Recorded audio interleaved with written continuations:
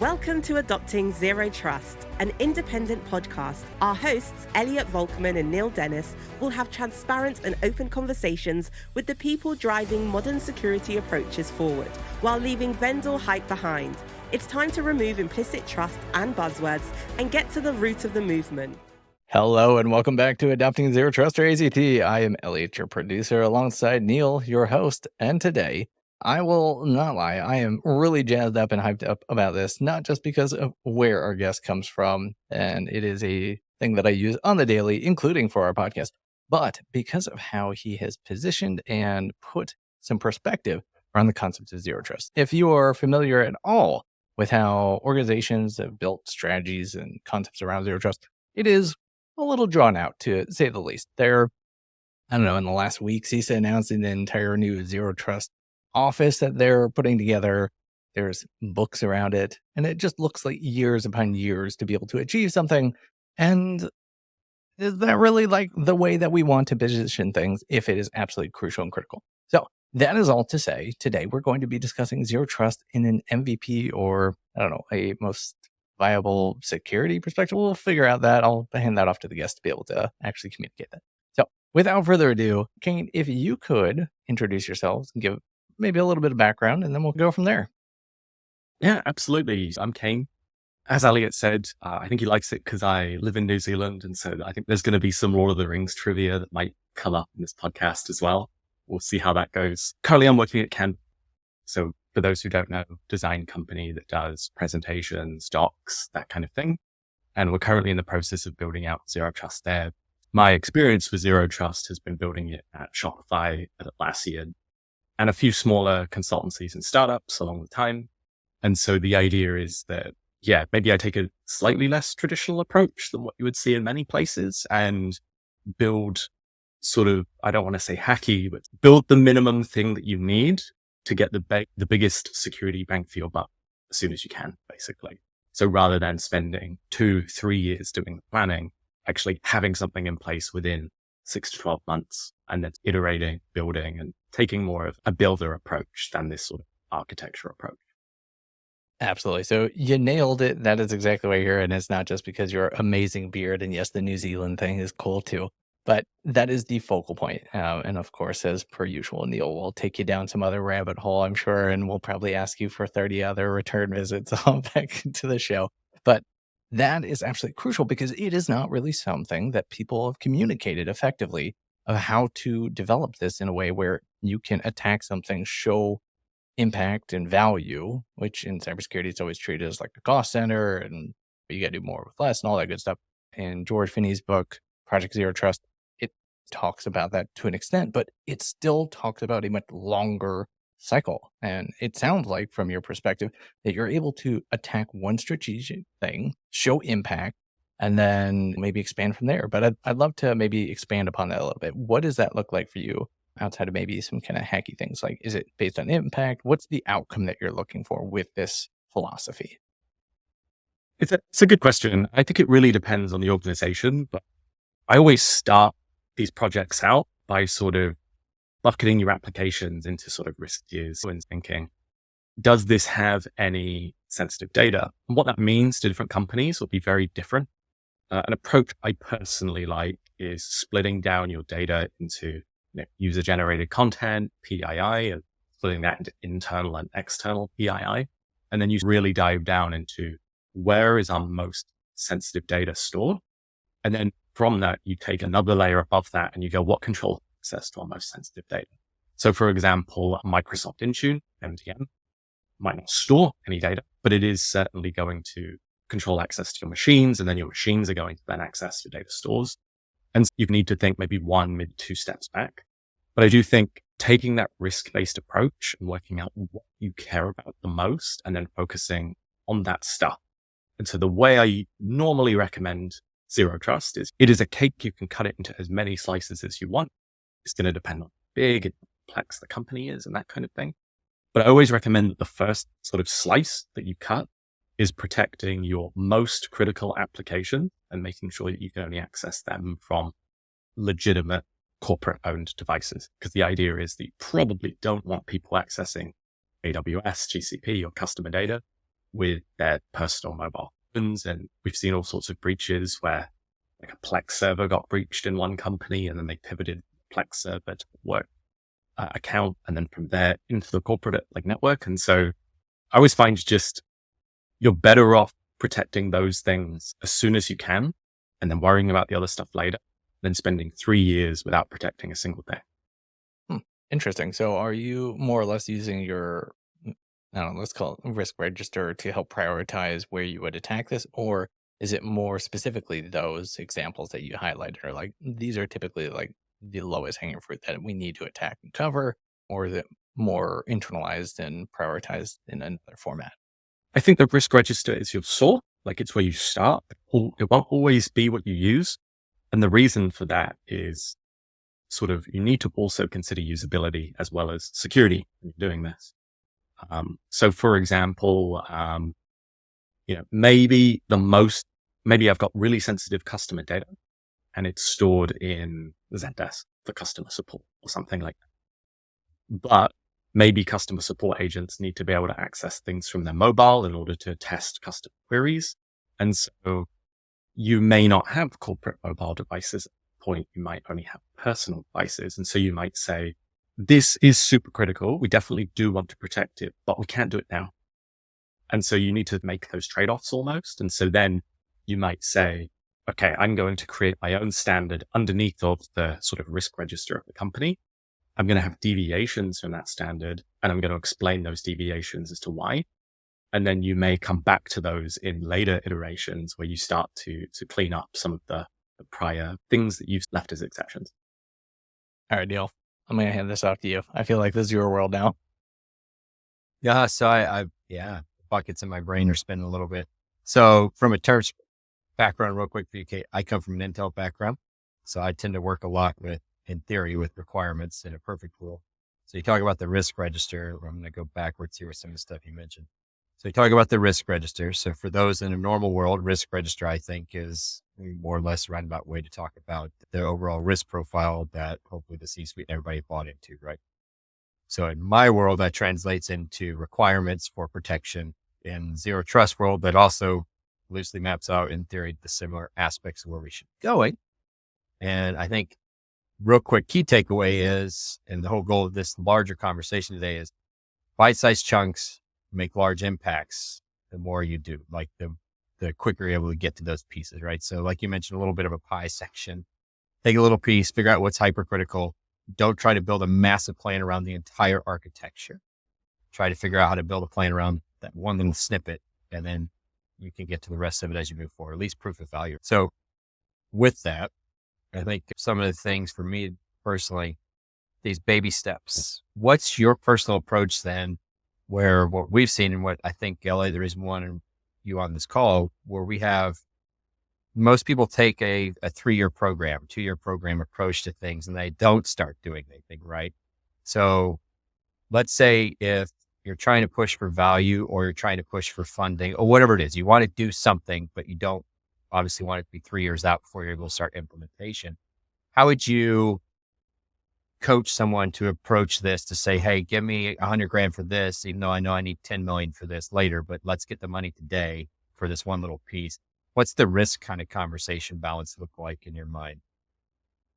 It's a good question, right? And this is actually something I see in a lot of zero trust rollouts where they start and then they lose steam maybe halfway because either they were stacked up with contractors or they got people in from IT and developers, and then those people then have other priorities that are maybe higher and they move off back to their original teams, and you get this sort of engine that was moving really fast and it slows down as time goes on.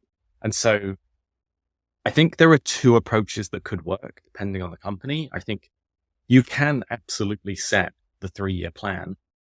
I think that you just need to have deliverable stages where you're being like, yes, we're going to do this then and this then and this then. And you can say, look, in 3 years, we're going to have a zero trust network or architecture that is at this standard. And I'll probably talk about this a little bit later, but I always recommend aligning yourself to some sort of framework or standard. So, let's say we pick NIST and we say, hey, we're going to be like level 3 on the NIST zero trust standard. in 3 years we'll be at 5. And so that's one approach. And that's the sort of more plan everything first, then get going, but don't plan too much. Makes sense. I think the other approach you can do is you can just say, hey, we're going to protect this stuff. Like, we're going to protect our most critical applications. Once we have completed that, we will then reevaluate and see if going beyond actually makes sense for the company, because some startups heavy in the BYOD space, they might have more flexible requirements. They may not even have the need to actually build security to full zero trust standards where you have this data and context access and all that stuff. Like, just might not be worth the time. And that's the other approach. So chunking it into those groups, having very set deliverables at each time, and then going back for funding the next time.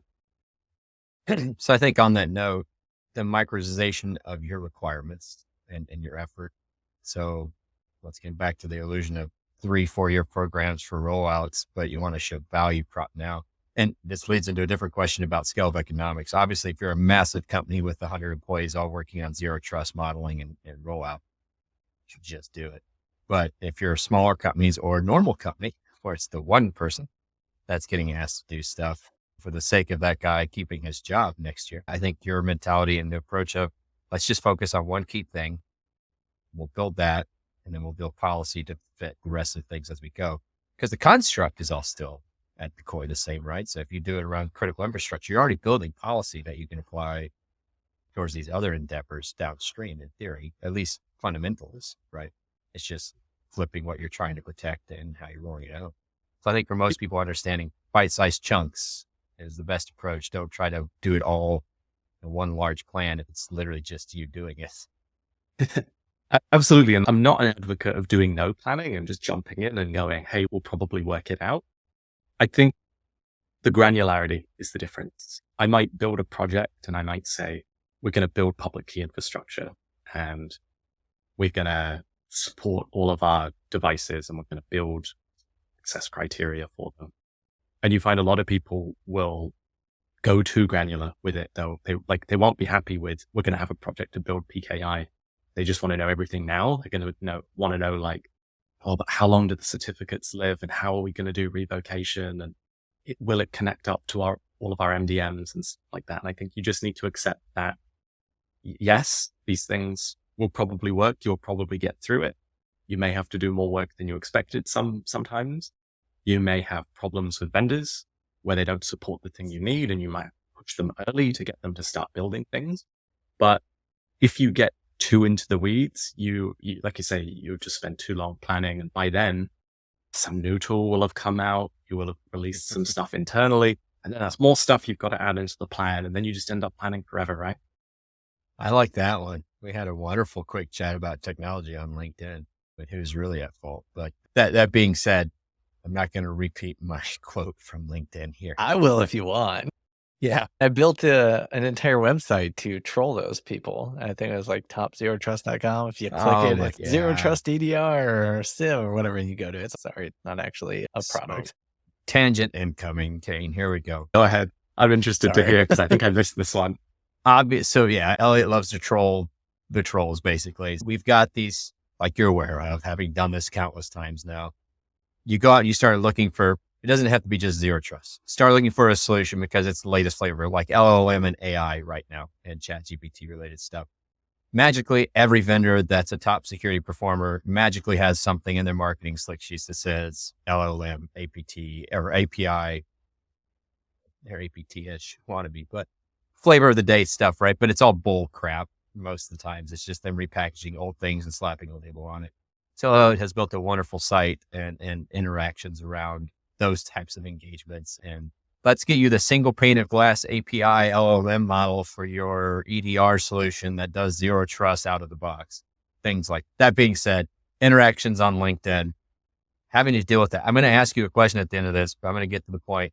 Tech stack, to be fair to the ones who do actually have a legit solution, because there are obviously those are out there. They come out of they say, hey, there's a lot of zero trust startup companies. There's a lot of companies that have hardcore folks on zero trust. And one of the mentions on LinkedIn was, I don't remember exactly what he said, but I remember what I said to say it was, Elliot's trying to show that it's not really necessarily the tech It's maybe what we do with the tech. He was like, it's always the tech problem. It's whatever. And I commented back to some extent, to some effect, that it's probably not necessarily the tech so much as how you're implementing the tech that really makes it suck. It's like selling you a Brillo pad and you using it for toilet paper. It's not my fault what you get in the end. And so that being said, your experiences on this journey. So you've done this a few times and probably enough where, at least at the beginning, there wasn't necessarily the marketing hype probably around the term. So you might have been looking at some of the basics, maybe from the Foresters and stuff like that, right? For the original terms. So I'm curious on this. What's your experience within the market space for what you've had to deal with from building something more holistic within your own world versus being able to actually go out there and procure a technology that said zero trust and you really being able to follow implementation plan based off of what they suggested and getting what you expected? Yeah, that's a great question. To take you back to where I started, maybe 10 years ago now, I was doing security for the UK government and we were building zero trust then. Like it looked very different. Like we did have VPNs and some of that stuff. So technically it wasn't zero trust as we know it today. We had certificates on our machines. We were accessing the VPN with the certificates. We were doing posture checks on our devices. We had segmentation on our network and all of this stuff. And could you say we had a zero trust network? I think no, because the target has moved and the idea of zero trust now is like a SaaS first. Well, unless you believe this sort of SASE stuff. Like to me, SASE is, it's like a place on the way to zero trust. And you may stay there. You may never get to zero trust entirely. Like you might stop there and just go, hey, this is good enough for us. Not everyone has to do zero trust. That's totally fine. Just accept it and maybe don't complete zero trust, I think. But sorry, to get back into your thing. Yeah, like when I started this, just there were no vendors at all. I think Google had just released their white paper on how they built Beyond Corp. And it was very much, oh, that's interesting. And I think me and a few other people, a few companies all started building our own things and we were learning and iterating from each other. And so it was very much like a small closed off group at that point. And then I think some vendors started entering the market, but back in those days, it was very much like a collection of hacked Python scripts to just check what OS version you're using. Like it didn't really work in how you wanted it to be. I think only today would I say in the last 2 years, maybe that vendors have caught up. Like if you had asked me 2 years ago on what tool should I use, I'd say don't use a tool, build it yourself if you have the resources. If you ask me today, I would say, please do use a vendor. Like don't build this yourself, because having gone through that, it's a lot of work. It's a lot of effort. It's a lot of coding, a lot of maintenance. And I think that the vendors do pretty good. And it depends what you want. There are cloud first vendors like the Optas and the Cloudflares of the world where they don't give you zero trust out of the box, but it's pretty close. Same with Microsoft as well. I actually think if you are in Azure using Microsoft like Windows devices and your 365 and all of that, Microsoft is probably the best solution for you because it's so easy to deploy. It's just so easy because they just control the entire ecosystem. Whereas I think a lot of people approached it from the, hey, we already have a network and we want to get to zero trust. We've got all this on-prem stuff. So maybe let's use the more like Zscalers, Palo Altos, do the SASE thing. And maybe that's good enough for us, or maybe we'll use that to kickstart us and keep us going until we can move all that stuff out if we ever do that. So yeah, I guess that's my thoughts. There's a lot there to digest, I think. Yeah, I think that's a fair hot take. And we were laughing because you mentioned a very good point about VPNs, not zero trust. And that's also something that Elliot for the last 2.5, 3 years now has been nonstop on social media. Every time someone says, oh yeah, for your zero trust policy, just implement this VPN. And then Elliot I think he's got this on hot search or something on LinkedIn. I don't know, but I see my feed come across. Someone mentioned VPN and zero trust and Elliot's right there going, no, I don't think you understand what this word means. But it's very common. And this is maybe a tangent, but a lot of zero trust things today, they have an agent that you install on your device and it's like a VPN client and use the whole secure web gateway thing where you have an IP address and then you connect into those services. And you're essentially doing IP allow listing. And part of me just goes, like this is this hurts. This is like going back to how we used to do things 10 years ago. And I know there's very valid use cases for doing that. If you need to protect APIs where they don't have SAML, probably the only way, really, was the only good way I've seen. But yeah, it's something I don't want to do unless I have to, because I'm always like, we should be better than this, but there is nothing better yet. Yeah, that makes total sense. So on some of those notes with the tech stack and the growth, so I think that's actually maybe a good transition. So we talk about tech and the failures, we talk about VPNs and the failures. So from a starter package perspective, we started alluding to this before we went down the toilet paper route. But when we're getting started, so we mentioned small company versus big company. And once again, your background, small companies, big companies as well. What's been maybe some of the bigger hurdles for you at either stage, or have they been comparable when you've been getting started, irrespective of scale of the company, when you've been working into this mentality? Or have there been substantially different hurdles based off of scale that you've had to really consider when going forward? Absolutely. Like for smaller companies is resources and money. So for example, with zero trust setups, you generally need the idea of corporate devices, right? Not BYOD. So you're going to have to convince a CEO or a CFO, we need to buy 100, 200, 500 books or Windows machines or whatever they're going to use. And usually that's the difficult part. I find it's hey, we need to pay for something that already works, but it's a security thing. And I think that you can point to a lot of breaches in the past and you can say, this is what can happen. Things like that. It's really getting that point across. I do think it's a lot easier though. Like if you are a single IT and security person in a company of 100 that only has Azure, I'll just use as an example, but any tool would work. You could probably do this in a week, to be honest with you. Like it does not take that long. You have your devices already set. You've got an MDM. You may not be managing them perfectly and you've got the cloud stuff. You can turn on Azure conditional access. You can deploy certificates to those devices. Off you go. It's when you get into those larger companies where I think the complexity and the tech debt tend to be big problems. So the more on-prem and office stuff you have, the harder it's going to be.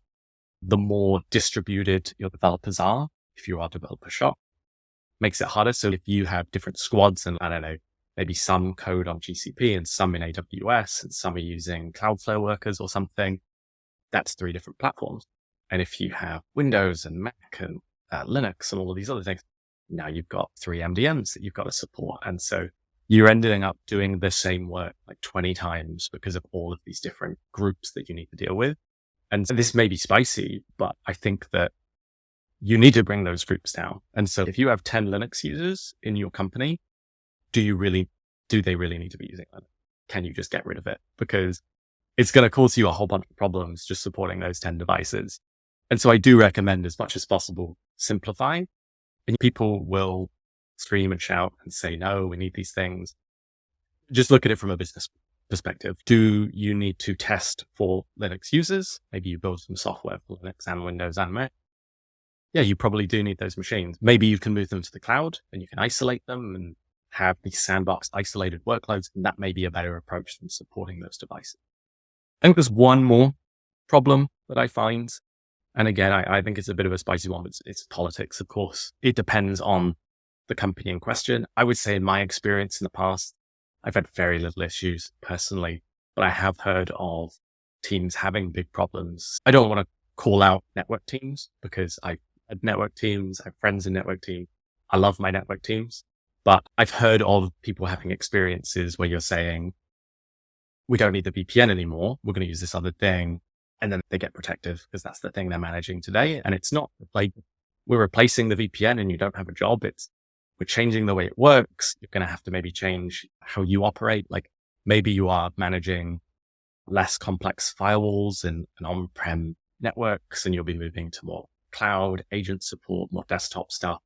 If you've been doing networks for 20 years, maybe you don't want to do that or whatnot. So I do think you need to bring those teams on board and get them in and get everyone aligned to the same goal, or you're going to end up getting bogged down in politics and people not doing what you need them to do and all of that stuff. And like I said, I think that's, I don't want to say that's more common in traditional companies, but the larger things are, the more distributed they are, the more likely.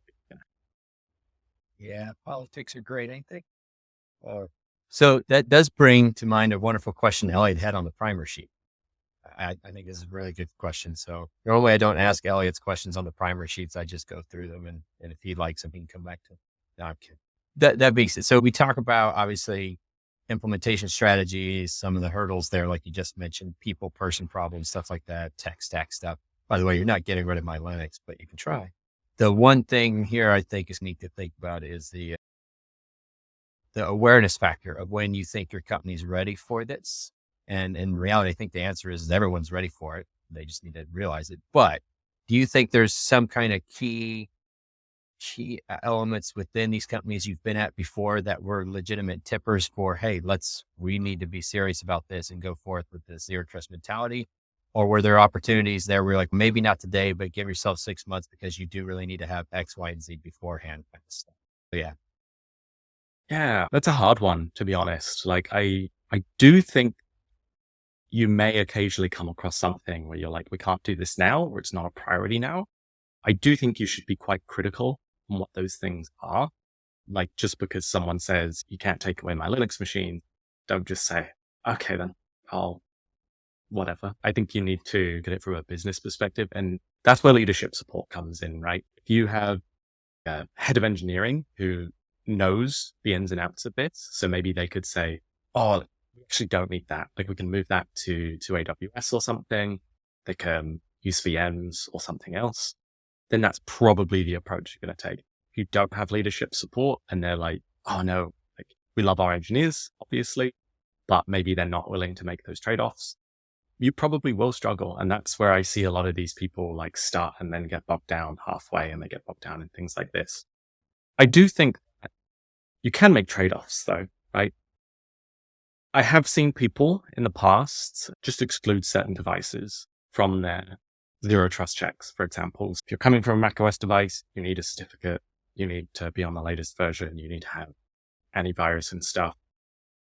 When it comes to something like Linux, you might say, okay, we don't have an MDM, but maybe we can install certificates manually. Maybe the numbers are smaller. Maybe we can just have EDR in place, and that will get us 80% of where we need. At least we've got data on those machines then. Maybe we can't control the exact operating system versions, but we can at least see, we can report on it.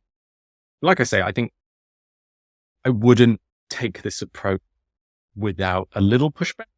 But if there was significant pushback or there was good business reason to do this, then that's something I would consider.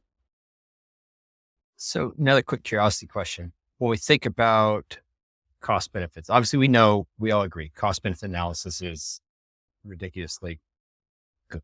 The ROI on this involvement and effort is always on the plus side when done appropriately. However, Colin, when you've gone in and you've looked at current security stacks in dollars, and you've looked at what you're having to either rip and replace, update, change, manage, add to, are you looking at a net increase of a substantial portion for implementation sometimes? Or are you looking at a wash? And to your point, you already mentioned that if you're in certain cloud solutions, it's probably a flick of a button in some cases today, right? And not necessarily cost. It's just you changing a little bit how you do business.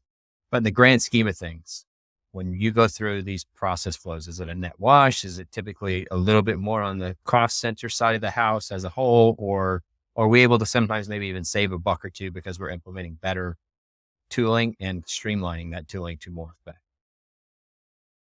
Yeah, it's honestly going to depend on the company and stuff like that, right? I do think these things tend to cost a little more compared to your existing tooling that you have in place.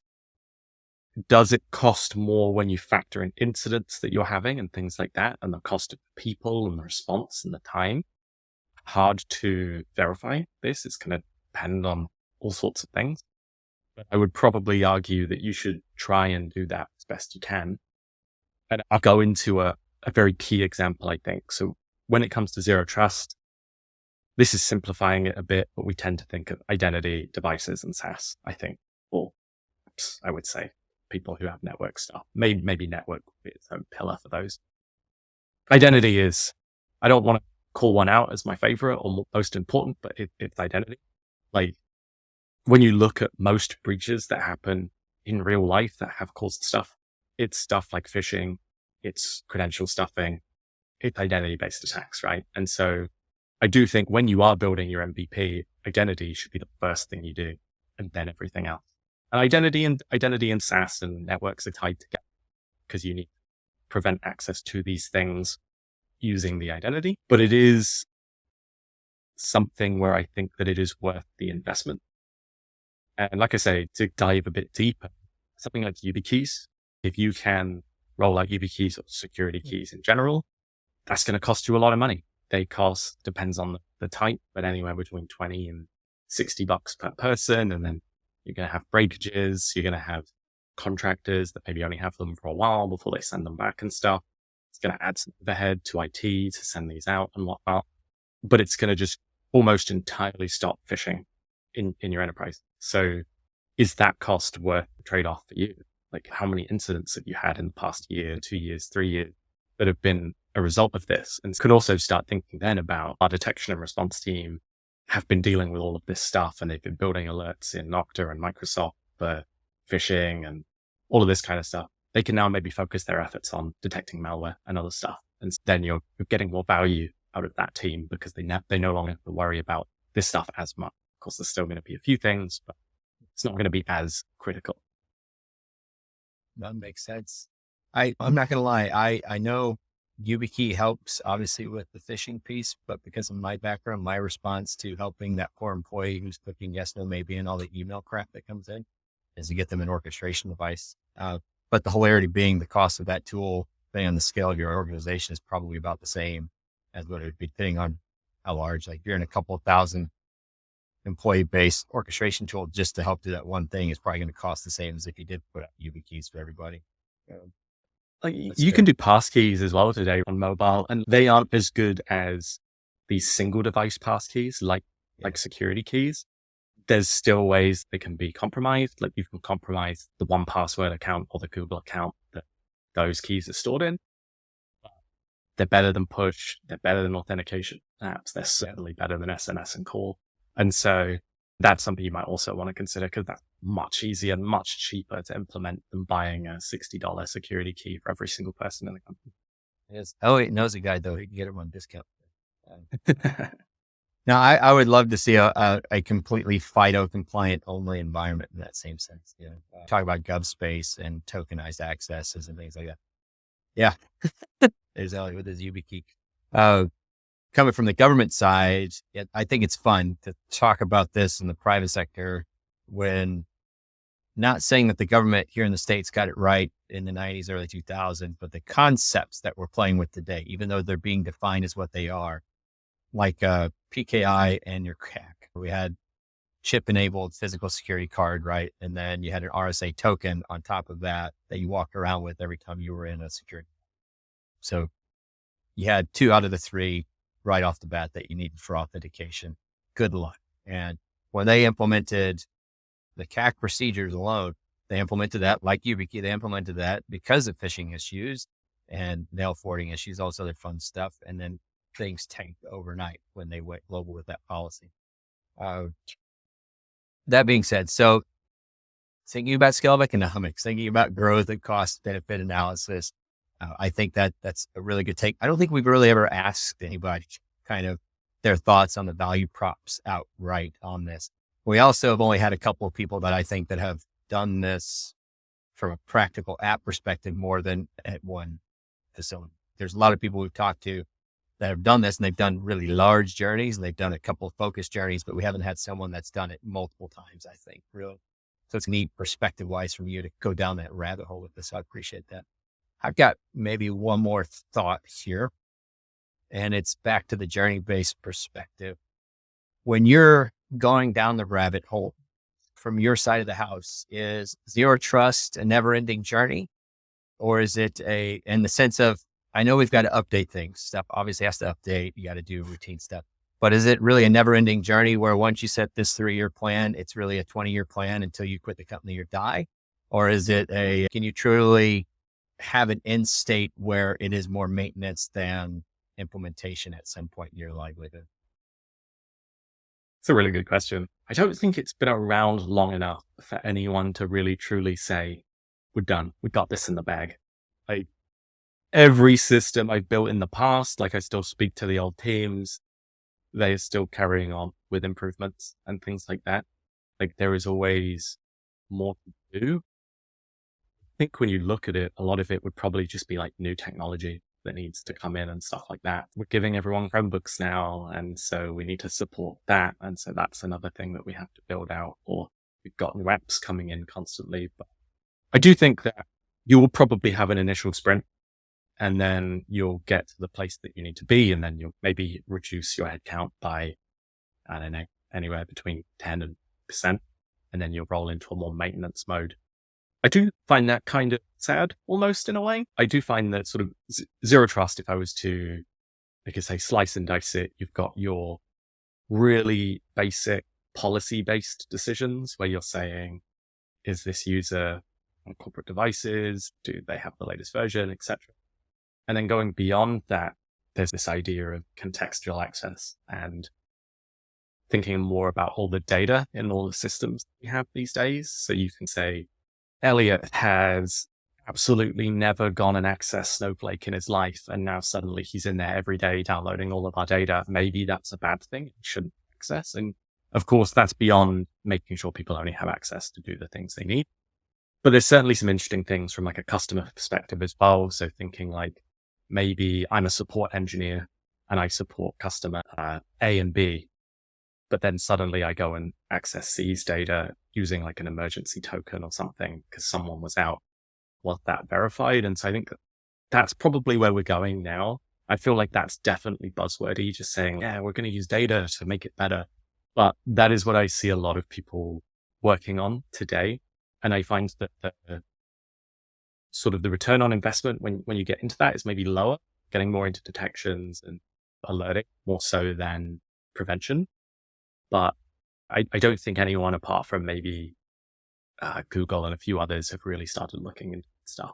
Actually, there's one other thing where for the people who do have networks, like I say, we truly have zero trust yet, right? Because you still have a segmented network where there's some inherent access and you just try and make these as small as you can. The idea of having a one-to-one device to connection mapping rather than having the micro segmentations could be interesting. Google have been working on something in that. They released another white paper in their Beyond Corp series, I think last year or maybe the year before. Really interesting, worth taking a read, seeing what they're doing. I would love to see the network vendors start thinking about it this way, but they are not financially motivated, let's say, to do something like that, I think. So I think it'll probably be a startup or something that starts thinking about that. That makes sense. Can't just jump on the Eagle and ride it all the way to Mount Doom. Easy things to do. No, I appreciate it. That's solid insight. So I think one last piece for me in this, for my brain at the moment, and then I'll maybe throw it back over to Elliot. From an adoption perspective, getting started, just kind of fair reminders for everyone. We're not necessarily saying don't waste your time on a 3-year plan. We're also not saying wait for the 3-year plan to be finalized to start on what you could be doing today impactfully, right? Everybody's journey is obviously a little different. Everybody's got to find a place to start. And then at the end of the day, just try to figure out what chunks you can bite off of now to show some kind of benefit. And to your point, focusing on the identity access piece. I think that's a really good call out. I think those are typically easier wins to figure out who and what's logging into what and why, and then set up your policies around that. But on you alluded to this a minute ago, enterprise versus SaaS side of the house. And one last quick question to grow on that. From an enterprise model perspective, in-house, on-prem, difficulties versus SaaS-based solutioning in your mind. What is there echelons of difficulty, or it's going to be similar policy and procedures, but implementation and impact? Do you see that being more difficult left, right of that vertical as a whole? I'm asking a lot of Elliot questions today. I didn't even look at that document for more than 30 seconds. I know this is a question on that document. It might I'm very proud of myself right now if that is. I drank my brain juice this morning. But yeah, so left, right of the vertical, back on point. The road goes on. But when you're looking at it, enterprise versus SaaS, implementing either side of the vertical, is it easier to control your SaaS stuff versus the stuff that's on the enterprise layer? Yeah, just start with SaaS. That's what I'll say. If you have both, just start with SaaS. And going MVP as well. You've probably got really sensitive stuff on-prem, especially if you're a bank. You're probably talking mainframes. I don't know, have the Excel spreadsheets that keep our financial systems together on there or something. But it's just harder. And I think a lot of those systems are probably written in COBOL and all sorts of wild stuff. And I talked about this in my blog on like writing an MVP, but you've got a few different approaches. You can decide to like YOLO, all in on SaaS, try and move to cloud, whether it's a lift and shift or a rebuild or whatever. It's like seeing how many services that you've got, how painful it would be to move them. Do you have the experience required? If you can't do that, just do SASE, right? Like just whack some sort of proxy in front of them. It'll get them into your zero trust stuff. So you're at least doing checks. It's not perfect because, like I said, there's still a network behind it, even if you don't want to think of that. And so someone could compromise something around there. But realistically, what's going to happen is a device is going to get compromised with something like malware, and then they're going to pivot in there instead. As long as you're doing as good device checks as you can somehow, that's fine. This will hurt you speaking about this actually, Elliot, but previous place where I had a friend who worked, I heard that essentially what they did was they built zero trust for their SaaS stuff, and then they kept the VPN for their on-prem stuff, and they just rebuilt all the same checks in there. Literally had the same certificate checks on the VPN, the same SaaS check, or the same sort of device checks, all of that. And they just had their network off. And maybe 30% of the company or something needed to access anything on there. It's small, but it's less, right? It's 100%. It's not 100% of people using the VPN. And don't let perfection be the enemy, is what I'm saying, I guess, here. That's all I got. And I guess one more little anecdote. The road goes ever on and on, down from the door, and all that jazz. So get started, get moving, and do something productive. I mean, we did make a warning at the start of this episode, and I've only dropped twice. And what we get when we get someone in Kiwi land. You didn't think I was going to let it end there, right? Instead of the usual, I've got one big last question that could spin off into a 30 other directions. I want to be really annoying and cheesy. So, Kane, we're going to start with you. I've got one question. What is the name of Gandalf's horse?